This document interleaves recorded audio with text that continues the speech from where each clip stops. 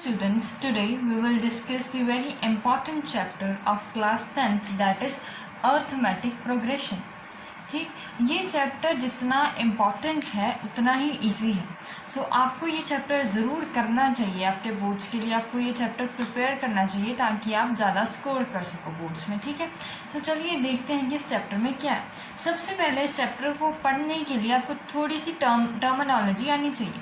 जैसे पहली टर्म है हमारी जो आपको पता होनी चाहिए, डैट इज़ सीक्वेंस. अब सीक्वेंस क्या होता है?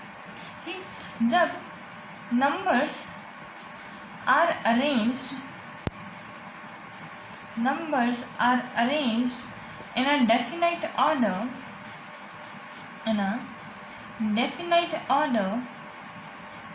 following a certain rule. कोई भी जो नंबर है ना, जो भी नंबर है वो बहुत बड़े एक ऑर्डर में अरेंज किए जाते हैं. अरेंज मीन्स कि उनको पैटर्न में, वैसे 2, 4, 6, 8, 10, 12, 14, 16, 18, 20 ये बहुत सारे नंबर हो गए. 1 to जितने इन्फिनिटी तक बहुत सारे नंबर हैं. उनको एक ऐसे ऑर्डर में अरेंज करना कि जब वो एक सर्टेन रूल फॉलो करें.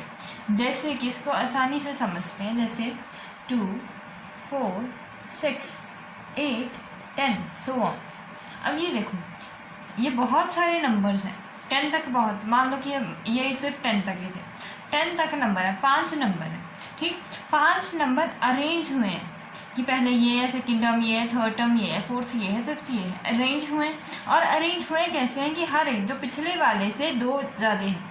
जैसे 2 + 2 will be 4, 4 + 2 will be 6, 6 + 2 will be 8, 8 + 2 will be 10. Means कि हर एक का जो डिफरेंस है वो 2 है. ठीक, ये बात समझ में आई. अब अगला लिख लो, जैसे मान लो कि 3, 6, 9, 12, 15. इसमें हर एक में 3 का डिफरेंस है ना. डिफरेंस नंबर अरेंज हुए हैं और 3 का डिफरेंस है. एक और सीरीज ले लो, 2, 4, 16, 256. इसमें क्या हो रहा है? ये ऐसा नहीं है कि इनका माइनस करोगे तो वो कॉमन नहीं आ रहा है. इसमें क्या हो रहा है कि ये this is 2, this is 2 square, this is 4 square, this is 16 square. ऐसा हो रहा है कि स्केयर्स जो हैं उनकी आ रहे हैं, जो स्केयर्स आ रहे हैं नंबर का, 2 का स्केयर, 4 का स्केयर 16, फिर 60. जैसे ये फर्स्ट टाइम ये इसका स्केयर आया, ये आ गया, इसका स्केयर किया, ये आ गया, इसका स्केयर किया, ये आ गया, and so on to infinity. जब तक नंबर रहेंगे तब तक ये चलता जाएगा. ठीक, ये क्या है? नंबर अरेंज हुए हैं, एक सर्टेन ऑर्डर में अरेंज हुए हैं. So this is known as the series. कोई भी नंबर अरेंज हुए और जो सर्टेन रूल फॉलो करें. ठीक, ये बात समझ में आई.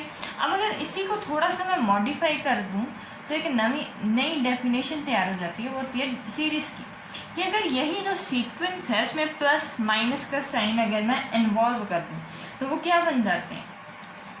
एक सीरीज़ बन जाएगी. जैसे 2 + 4 + 6 + 8 + 10 अप टू सो ऑन. ये एक सीरीज़ बन. अब 3 + 6 + 9 + 12 + 15 अप टू सो ऑन. ऐसे ही ऐड करते जाओ, ये एक सीरीज़ बन जाएगी. एक और ले लो, जैसे ये वाला भी ले लो, 2 + 4 + 16 + 256 अप टू इन्फिनिटी. ऐसे बहुत सारे, जो भी एक सीक्वेंस हो, जब उसमें प्लस माइनस का साइन आ जाता है तो वो एक सीरीज़ बन जाती है. अगर मैं मान लो कि मैं यहाँ पर लिख देती सारी का सब्ट्रैक्शन लिख देती, 2 - 4 - 6 - 8 - 10, तो ये भी क्या थी? एक सीरीज़ थी. बस यही याद रखना है कि सीक्वेंस क्या होता है, एक डेफिनाइट ऑर्डर जो रूल फॉलो करता है, एक डेफिनाइट, और जब उसमें प्लस माइनस का साइन आ जाता है तो वो एक सीरीज़ बन जाता है. ठीक, अब देखते हैं कि एपी क्या है, अर्थमेटिक प्रोग्रेशन क्या है. पहले वर्ड से समझो. अर्थमेटिक मीन्स कि सिंपल एडिशन होगा या सब्ट्रैक्शन होगा. अर्थमेटिक का मीनिंग यही होता है ना कि सिंपल सा अर्थमेटिक. अर्थमेटिक का मीनिंग इन्वॉल्व्स प्लस माइनस, ये 2 ऑपरेशन आएंगे इसमें. मल्टीप्लिकेशन, डिवीजन नहीं होगी. और प्रोग्रेशन क्या है? Moving forward. ये एक सिंपल मीनिंग है, इनके इंग्लिश के मीनिंग है, जो हमें मालूम है कि इंग्लिश के मीनिंग मैथ्स में क्या दे रहे हैं हमें. ये बात समझ में आ गई कि अर्थमेटिक मीन्स प्लस माइनस का साइन आएगा. प्रोग्रेशन मीन्स कि आगे बढ़ते जाना है, प्लस माइनस के साइन को इन्वॉल्व करते करते आगे जाना है. तो अर्थमेटिक एपी सीरीज क्या है? What is AP? AP, this is a sequence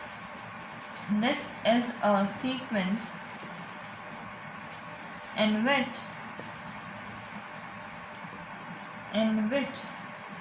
each term can be obtained by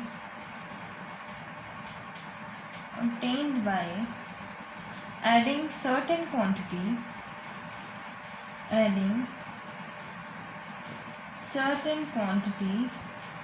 to the preceding term, ये क्या है? इतनी बड़ी सारी डेफिनेशन कैसे याद करेंगे? ये क्या कह रहा है? इसको इतना लंबा चौड़ा नहीं देखना, सिंपल सी बात याद रखनी है कि ईपी क्या है? एक ऐसा सीक्वेंस है जिसमें क्या होता है कि जब भी आपने अगली वाली टर्म को ऑब्टेन करना है तो पिछली वाली में कुछ प्लस माइनस कर दो। जैसे कि सिंपल एग्जांपल ले लो, जैसे 2, 4, 6, 8, 10 है। मैंने जैसे ही अगले वाला नंबर ऑब्टेन करना था, मैंने पिछले वाले को उसमें ऐड कर दिया। एक सर्टन डेफिनाइट नंबर जो है, एडिंग अ सर्टन क्वांटिटी, एक सर्टन क्वांटिटी को ऐड किया। जैसे इसमें क्या है? इसमें हर एक में 2 ऐड हो रहे हैं। जैसे 2 + 2 4 आ गया, 4 में से +2 किया फिर 6 आ गया, 6 में फिर से +2 किया तो 8 आ गया, 8 में फिर से +2 किया तो 10 आ गया। जैसे ही 3, 6, 9, 12, 15 ये थे। इनमें अगर मैं 3 ऐड कर दूँ तो 6 आ जाएगा। अगर इसमें मैं 3 ऐड कर दूँ तो 9, इसमें 3 ऐड किया तो 12, इसमें 3 ऐड किया तो 15। ऐसा हुआ। अगर इसका रिवर्स आना शुरू हो जाता मेरे पास, मान लो कि अगर मेरे पास नंबर कुछ ऐसे आ जाते, जैसे इसको ही उल्टा कर लो कि ये आ जाता 20, 18, 16, 14, 12। मान लो कि मेरे पास ना एक ये सीरीज़ है, कि ये है और एक ये आ गई मेरे पास, ठीक, सीक्वेंस ये। अब यहाँ पर देखो क्या हो रहा है, यहाँ पर -2 आ रहा है। हमेशा जो भी अगले टर्म है पिछली वाली से 2 कम है, यही आ रहा है। यहाँ से 18 में से अगर मैं -2 कर दूँ, 20 में से -2 कर दूँ तो 18 आ जाएगा। 18 में अगर मैं -2 कर दूँ तो 16, यहाँ से -2, यहाँ से -2, ठीक। ये अब यहाँ पर भी क्या हो रहा है? ऐड ही हो रही है। ध्यान से देखो, अगर इस केस में आप देखोगे, ये केस कंफ्यूज करेगा आपको। क्यों करेगा? क्योंकि यहाँ पर आप कहोगे कि यहाँ पर आपने डेफिनेशन लिखी है कि by adding a certain quantity, तो यहाँ पर तो आप सब्ट्रैक्शन कर रहे हो। यहाँ पर भी एडिशन ही हो रहा है, लेकिन एडिशन किसका हो रहा है? नेगेटिव का। Plus minus will always be minus, operation minus का लगेगा, ठीक। यही होता है ना, हमने ये छोटी क्लासेस में पढ़ा है। यहाँ पर भी देखो यही हो रहा है कि -2 मैं ऐड करती जा रही हूँ हर केस में। इसको ऐसे भी तो कह सकती हूँ, इसको ये कहने की बजाय कि 14 - 2 = 12, मैं ये भी कह सकती हूँ कि 14 + -2 = 12। ये तो हमने छोटी क्लासेस में पढ़ा ही, ये पढ़ा है रूल कि plus minus will always be minus, ठीक। तो ये था कि AP is certain sequence in which the next quantity is obtained by adding a certain quantity to the preceding means पिछले वाली टर्म में, ठीक। यहाँ तक बात समझ में आई। अब AP को जर्नल फॉर्म में डिस्कस करते हैं कि हर एक सीक्वेंस जो ऐसा आ जाए तो क्या होगा, ठीक। जर्नल फॉर्म में AP को डिस्कस करते हैं। अब हमने क्या सीखा था, ये एग्जाम्पल लेते हैं 2, 4, 6, 8 वाली। 2, 4, 6, 8, 10। हर एक का डिफरेंस जो है, अगर मैं पिछली वाली में से अगले वाली माइनस करती जाऊँ, अगले वाली में से पिछली वाली माइनस करती जाऊँ, तो हर एक में 2 आ रहा है डिफरेंस। ऐसा ही हो रहा है ना कि हर एक में, इसमें 2 माइनस करूँगी 2 आ जाएगा, इसमें -2 करूँगी ये आ जाएगा, इसमें से 2 करूँगी ये आ जाएगा, इसमें से 2 माइनस करूँगी ये आ जाएगा। तो इसका मीनिंग क्या है कि डिफरेंस इसका 2 है, डिफरेंस इज 2, ठीक। तो यही बात AP में आती है कि जो भी AP का होता है, जो उसका डिफरेंस होता है, जो उसका सब्ट्रैक्ट करके आ रहा है, जहाँ हम जो क्वांटिटी, सिंपल सी याद रखो कि जो हम क्वांटिटी ऐड कर रहे होते हैं ना, वो उसका क्या बन जाती है? Common difference. वो क्या बन जाती है? उसका कॉमन डिफरेंस, ठीक। कैसे बात कर रहे हैं हम? जैसे मान लो कि यहाँ तक थे, ये इसमें +2 आ रहा था हर बार, +2 हो रहा है ना यहाँ पर हर एक में, तो इसका कॉमन डिफरेंस क्या है? 2, कि जो डिफरेंस है 2 टर्म्स का, डैट इज 2, ठीक। अगर ये +2 है तो इसका मीनिंग कि वो इंक्रीज कर रहा है। अगर यही -2 होता तो इसका मीनिंग क्या होना था कि वो क्वांटिटी डिक्रीज कर रही थी। जो भी AP की फर्स्ट टर्म हो, this is known as the first term of AP, और इसको हम डिनोट करते हैं A से, ठीक। कॉमन डिफरेंस जो इस केस में 2 है, इसको डिनोट करते हैं हम स्मॉल d से। Common difference is denoted by small d, first term is denoted by a। ठीक, ये बात समझ में आएगी। अब अगर हम जर्नल AP ले लें तो क्या होगा, जर्नल AP लें तो क्या आएगा, फर्स्ट टर्म हमारी ये आ जाएगी। सेकेंड टर्म में क्या हुआ, कॉमन डिफरेंस ऐड हुआ था फर्स्ट टर्म में, ये फर्स्ट टर्म 2 है हमारी, फर्स्ट टर्म हमारी 2 है, उसमें d ऐड हुआ, d क्या था 2 ना, d ऐड होकर अगली टर्म आ गई, तो ये क्या आएगी a प्लस d। अब उसी अगली वाली टर्म में एक और d ऐड हुआ, 4 में एक और 2 ऐड हुआ, तभी थर्ड टर्म आई मेरे पास। ऐसा ही हुआ ना, a में ये जो सेकेंड टर्म थी इसमें एक बार फिर से d ऐड हुआ, तब मेरे पास अगली टर्म आई। तो सेकेंड टर्म कौन सी है, a प्लस डी, उसमें फिर से एक d ऐड कर दो। अगली वाली टर्म ये कैसे आएगी, इसमें 2 ऐड करो, तो ये क्या है a प्लस डी प्लस, ये आ गई एक और ये अगली बन जाएगी। ऐसे ही आगे वाली क्या जाएगी, a plus D plus D plus D plus D, ये आ जाएगा। ये आपको ध्यान से समझना पड़ेगा कि हो क्या रहा है। पहले वाला a आ गया मेरे पास, दूसरे वाला आ गया a प्लस डी, तीसरे वाला आया a plus 2d, a plus 3d, then a plus 4d, ये आ गया मेरे पास। इसको ऐसे याद रखो, 2 4 6 8 10। हुआ भी तो यही है, ध्यान से देखो कि अगर a 2 है तो a में कॉमन डिफरेंस मैंने 2 ऐड कर दिया तो 2 2 4 हो गया। अगर यहाँ पर 2d ऐड कर रही हूँ, अगर वैल्यूज पुट कर दो, यहाँ पर 2 पुट कर दो, यहाँ पर भी 2 पुट कर दो, 6 आ जाएगा। 3 2 2 वैल्यूज पुट करते जाओगे, आपको सिंपल जर्नल टर्म मिलती जाएगी। तो ये हो क्या रहा है कि यहाँ से हम जर्नल टर्म कैसे निकालते हैं, पहली टर्म को बोलते हैं a, कॉमन डिफरेंस को बोलते हैं स्मॉल d। अगर मैंने मान लो कि मैंने nth टर्म निकालनी हो, कि कोई nth टर्म, मुझे नहीं पता कि कौन सी टर्म, लेकिन मैंने nth कोई टर्म निकालनी है, वो 5th हो जाए, 15th हो जाए, 200th टर्म हो जाए किसी AP की, तो वो कैसे निकालेंगे, वो हम निकालेंगे जर्नल। यहाँ से फर्स्ट टर्म a आ गई, second term I a plus D. यहाँ पर देखो ध्यान से, एक पैटर्न फॉलो हो रहा है यहाँ पर, वो देखने वाली बात है। 4th 5th, ये देखो पहली टर्म सिर्फ a है, दूसरी टर्म a प्लस 1d है, तीसरी टर्म है a प्लस 2d, चौथी टर्म है a plus 3d, fifth term है a प्लस 4d। यही है ना फिफ्थ टर्म। ध्यान से देखो हो क्या रहा है कि जब 2 आए, सेकेंड टर्म की बात हुई तो 1 d आया, थर्ड टर्म की बात हुई तो 2 आए, फोर्थ की बात हुई तो 3 आए, फिफ्थ की बात हुई तो 4 आए। अगर n वाले की बात होगी तो 1 कम आएगा, और ऐसे ही हो रहा है। यहाँ पर जनरली बात करें हम, अगर सेकंड में 1d आ रहा है, थर्ड में 2d आ रहा है, 4 में 3d आ रहा है, 5 में 4d आ रहा है, 1 कम आ रहा है।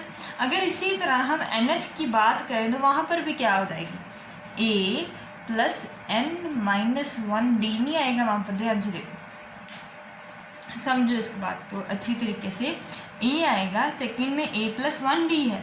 अगर ऐसे ही चलता जाएगा तो जो nth है उसमें से 1 कम, वो आ जाएगा उसका d। जैसे यहाँ पर फोर्थ टर्म थी, 4 में से 1 माइनस करो, 3 आ जाएगा, और यहाँ पर आया भी क्या, a प्लस 3d। ठीक, यहाँ तक बात समझ में आई आपको।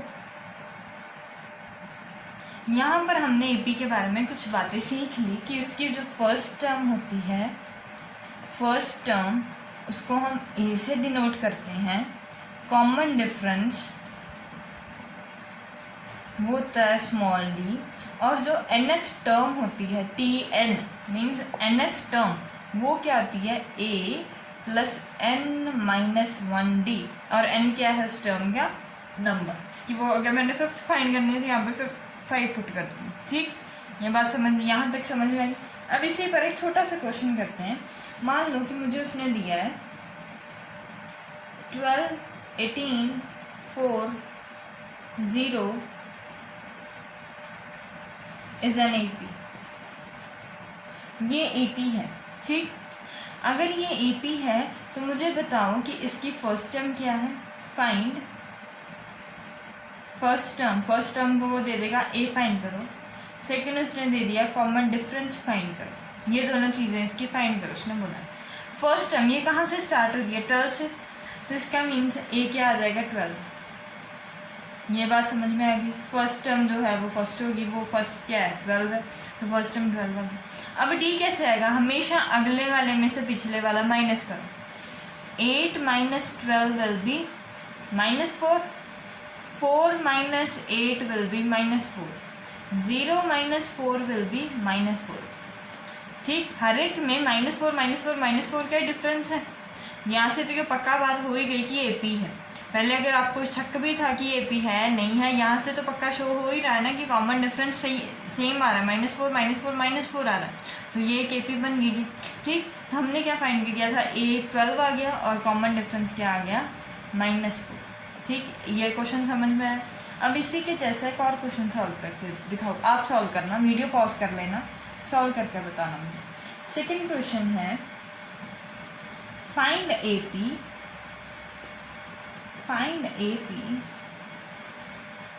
whose nth term is 2n-3। अब AP फाइंड करो जिसकी nth टर्म 2n-3 है, बल्कि उसने जनरल टर्म दे दी हमें, ये वाली चीज़ उसने हमें बता दी कि that is 2n-3।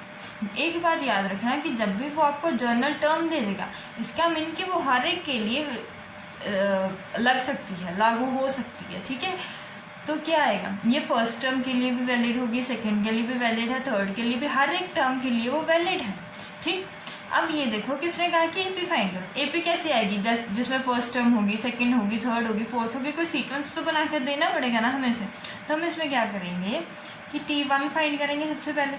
T1 will be 2 × 1 - 3, वो आ गया 2 - 3 डैट विल बी -1। T की वैल्यू 2 पुट कर दो, अगर सेकेंड टर्म फाइंड करनी है तो ये आ जाएगा +1। अगर T की वैल्यू मैंने 3 पुट कर दी तो T3 - 6 - 3 विल बी 3। अगर T4 पुट किया मैंने 2 4 8 8 - 3 विल बी 5। यहाँ तक बात समझ में आएगी। जब भी वो आपको ऐसे कुछ दे दे कि nth टर्म उसने दे दिया हमें, nth टर्म ये है, तो वहाँ से मैं उसका क्या निकाल दूँगी कि इसकी जनरल, यहाँ से इसका वैल्यूज निकल जाएंगी सारी की सारी टर्म्स की। ये फर्स्ट टर्म है, ये सेकंड टर्म है, ये थर्ड टर्म है, ये फोर्थ टर्म है। अब यहाँ पर उसने मुझसे ये पूछा था, यही वाला पिछले वाला सवाल क्वेश्चन ही था कि A फाइंड करो और D फाइंड करो। सो जो फर्स्ट टर्म होती है वही तो A होता है, फर्स्ट टर्म ही तो A है, तो इसकी फर्स्ट टर्म क्या है, -1। सो A विल बी -1।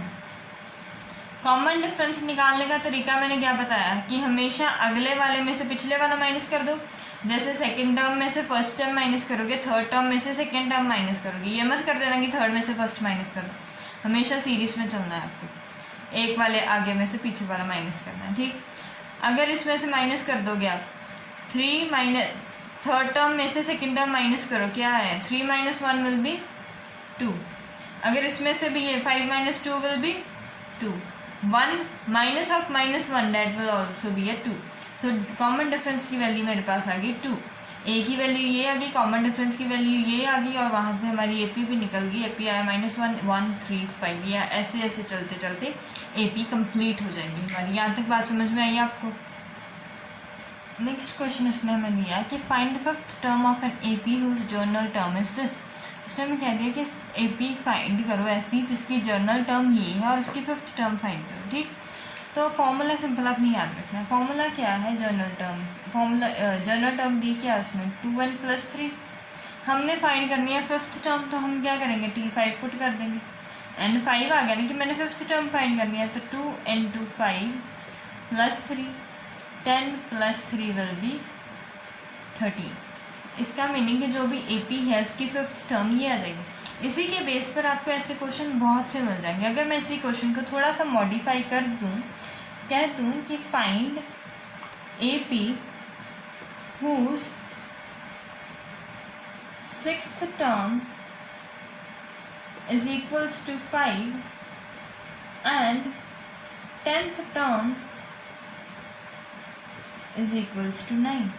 अगर मैं ऐसे ही क्वेश्चन है, सिंपल यही क्वेश्चन था, ये बात तो आपको समझ में आ गई थी कि जितनी n की वैल्यू वो पुट करो और आंसर आता जाएगा। अगर मैं ये क्वेश्चन को थोड़ा सा मॉडिफाई कर दूं, मैंने कह दिया कि अब AP फाइंड करो जिसकी सिक्स्थ टर्म 5 है और 10th टर्म जो है वो 9 है।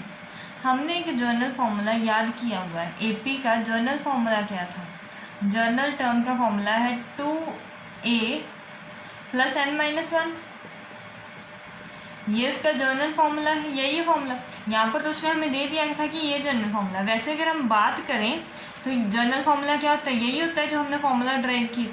अब उसमें से ये निकालने की कोशिश करते हैं। अब उसने कहा कि T6 फाइंड करो, वो 5 है, वहाँ से a की वैल्यू आ जाएगी a प्लस ये क्या है 6 minus 1, 5 is equals to a plus 5d। ये बात समझ में आएगी। अब इसी को इसमें भी वैल्यू एप्लीकेबल है ये, अब उसमें पुट कर दो।